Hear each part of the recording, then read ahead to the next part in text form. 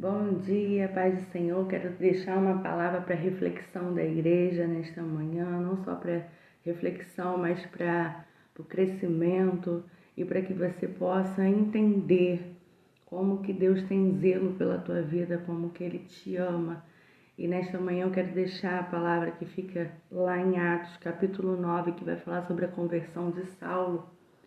Saulo era perseguidor dos cristãos, perseguidor do povo de Deus.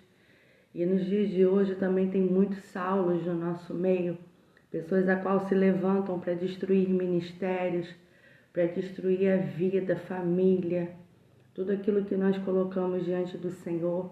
Mas Deus manda eu declarar sobre a tua vida que você é um ungido, uma ungida dele, separada. E Ele tem visto as tuas renúncias, Ele tem visto aquilo que você tem colocado diante do altar dele. Ele diz que nada vai ficar desapercebido. Ele está lá no céu, olhando e vendo Saulo te perseguindo por onde você passa. Saulo, ele tenta de alguma maneira te paralisar, mas eu já quero declarar sobre a tua vida que quem será paralisado, envergonhado e confundido será o teu inimigo, porque Jesus, ele desce com a sua glória, com o seu resplendor sobre a vida de Saulo. Saulo cai prostrado em terra, porque ele viu que era um Deus que estava falando com ele, era um Senhor, era algo muito maior do que ele podia imaginar ou entender. E ali ele já se prostra e ele sabe que a vida dele mudou. Porque quando nós temos um encontro verdadeiro com Jesus, nós sabemos que a nossa vida, ela muda, e ela muda por completo. Nós não pensamos mais da forma que nós pensamos antes, nós não agimos mais como agimos antes e não andamos mais como andamos antes. Deus, ele faz uma transformação e ela é de dentro para fora. Naquele momento que Jesus se apresenta para Saulo, ele fala: Saulo, Saulo, por que tu me persegues? Ou seja, Saulo, Saulo, por que tu persegues a minha igreja? Ele estava chamando a atenção de Saulo para que ele se olhasse para dentro. Por que aquela natureza tão ruim estava aflorada dentro dele? O Senhor está te dizendo, ele vai ter um encontro real com o teu inimigo. Não fique perturbado, não fique confundido, não fique achando que você está fazendo e nada está acontecendo, que o Senhor não está tocando, que o Senhor não está operando. Deus é Deus, especialista em trabalhar no invisível, para que quando as coisas venham se tornar visíveis, elas venham ser palpáveis. Ali naquele momento, quando ele cai prostrado, ele fica cego, ele se retira, vai para a casa dele, passa 3 dias jejuando. Ele passa 3 dias sem comer e sem beber, esperando uma intervenção do Senhor, porque ele sabia que quem tocou nele foi o Senhor. E o teu inimigo, o teu opressor, aquele que está ali constantemente pelejando e lutando contra a tua vida, ele vai ter um encontro com o teu Senhor e ele vai saber que da mão do teu Senhor só Deus vai tirá-lo.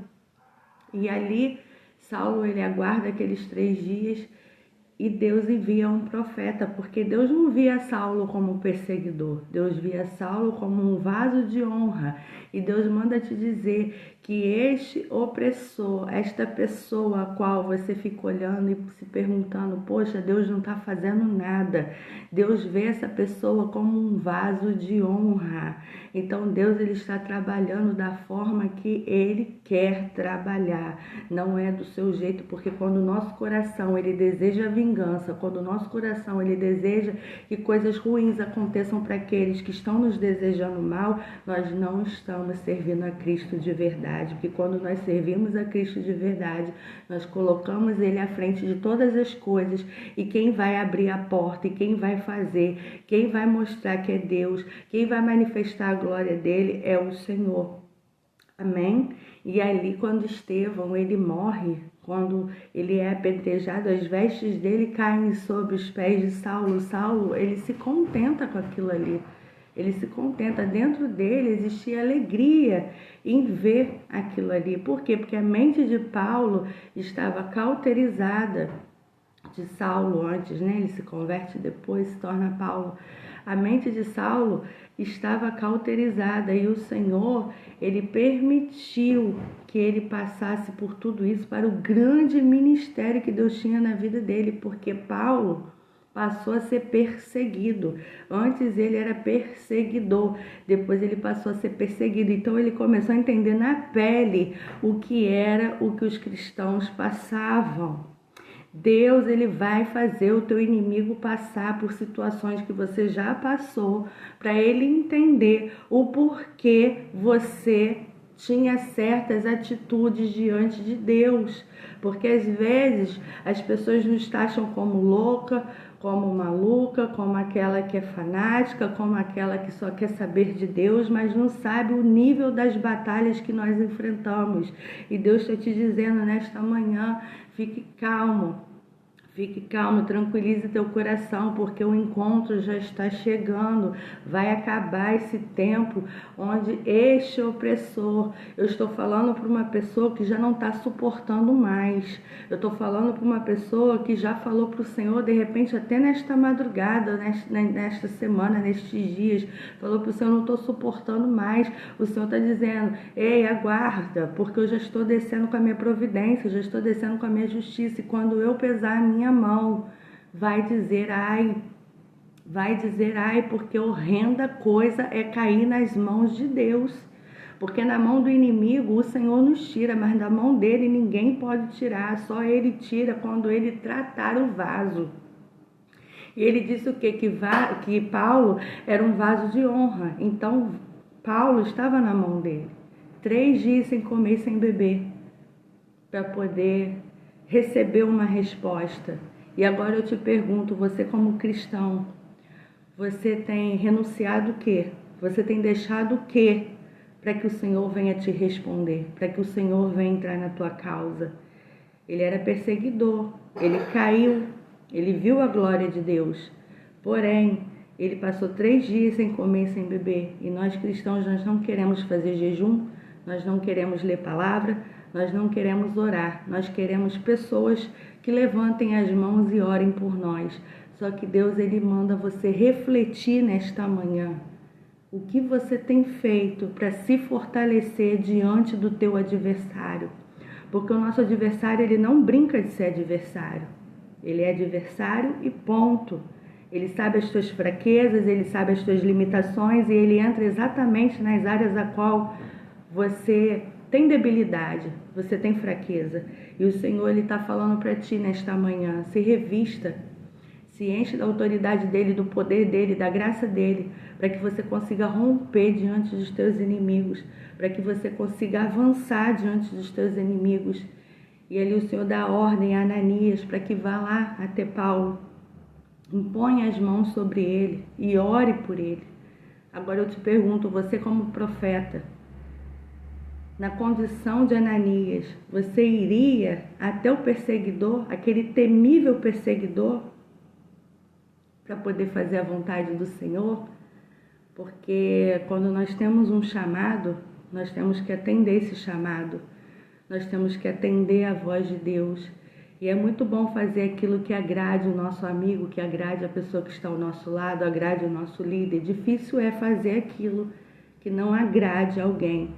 Mas Deus manda te dizer que Ele não te chamou para bajular ninguém. Ele não te chamou para levantar ninguém, para elevar o ego de ninguém. Deus te chamou para pregar a verdade. Amém? Entenda que pregar a verdade é trazer o opositor e o opressor para o teu lado. É trazer o invejoso para o teu lado.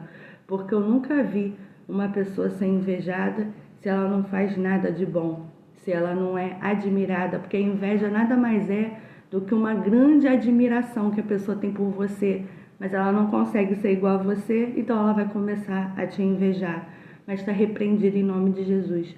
Está repreendido em nome de Jesus toda perseguição, toda inveja, tudo aquilo que vier contra a tua vida. E eu já quero declarar que aquele que tem se levantado contra ti, contra a tua família, contra a tua casa, contra o teu ministério, contra tudo aquilo que é teu, ele vai ter um encontro verdadeiro com Jesus e será transformado. Porque a nossa oração como cristão tem que ser essa: Senhor, transforma, abençoa, muda a situação da vida dessa pessoa.